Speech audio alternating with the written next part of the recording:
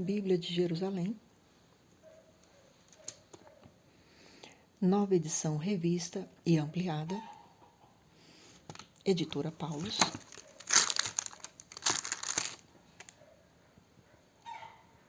ano 2019.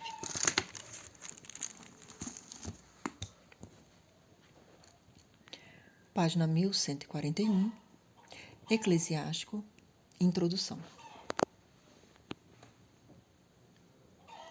Este livro foi transmitido nas Bíblias grega, latina e siríaca, mas não figura no cânon hebraico. Entretanto, ele foi composto em hebraico. Jerônimo diz tê-lo conhecido em sua língua original, e alguns rabinos até o século IV o citaram. O Talmud conserva seu testemunho.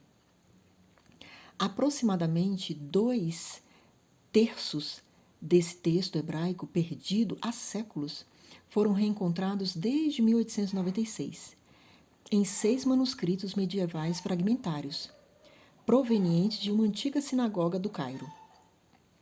Mais recentemente, alguns fragmentos saíram das grutas de Qumran, e em 1964 foi descoberta em Massada uma cópia igualmente fragmentária.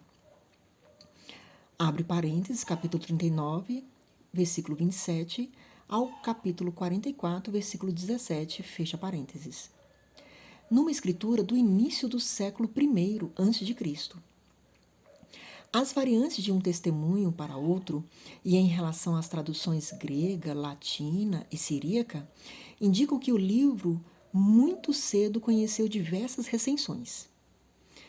No início do século II a.C., Jesus ben Sirá, mestre de sabedoria em Jerusalém, vê as subscrições de capítulo 50, versículo 27 e capítulo 51, versículo 30, reuniu em um livro o melhor de seu ensinamento. Ver prólogo do capítulo 7 ao 14, seu neto, que chegou ao Egito muito provavelmente em 132 anos a.C., empreendeu a tradução em grego da obra de seu avô. Ver prólogo, versículo 27, seguinte. Esta tradução continua sendo o melhor testemunho do livro de Ben Sirá. Ela foi transmitida pelos 3 principais manuscritos, o Vaticano, o Sinaítico e o Alexandrino, que formam o que se chama de, abre aspas, texto recebido, fecha aspas. Entretanto, o livro conheceu, provavelmente, desde o século I a.C., uma revisão e a inserção de numerosas adições. Esta segunda edição, com efeito, deixou marcas nos fragmentos hebraicos reencontrados e na versão siríaca peshita, mas ela é, sobretudo, transmitida em muitos manuscritos gregos, que são designados aqui pela sigla GR2, e na antiga versão latina, que passou na Vulgata. A Igreja recebeu e conservou as 2 edições do livro de Ben Sirá. Os padres gregos citam tanto uma como a outra. Os padres latinos utilizam normalmente o texto longo.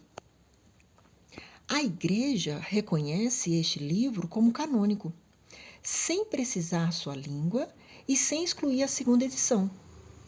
A tradução que é dada aqui segue a versão grega estabelecida pelo neto de Ben Sirá.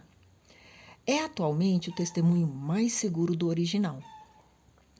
As notas indicam as passagens onde nos separamos dela. Todavia, seguindo a edição crítica de J. Ziegler, em 1965, inserimos em seu lugar no texto, mas em caracteres itálicos, as adições da segunda edição, transmitidas pelos manuscritos gregos. Algumas outras adições e variantes transmitidas em hebraico, em latim ou em siríaco são trazidas em notas. A ordem dos capítulos é a do texto hebraico, e das versões latina e siríaca, enquanto todos os manuscritos gregos colocam capítulo 33, versículo 16b, até o capítulo 36, versículo 13a, antes de capítulo 30, do versículo 25 até o capítulo 33, versículo 16a. Na margem foi indicada a numeração grega desses capítulos. O título do livro em grego é dado na subscrição de capítulo 51, versículo 30. Abre aspas. Sabedoria de Jesus, filho de Sirá, fecha aspas. Seu título latino Ecclesiasticus, entre parênteses, Liber, aparece já em São Cipriano no século III. Ele salienta, sem dúvida, o uso oficial que a igreja dele fazia. Esse título foi mantido aqui.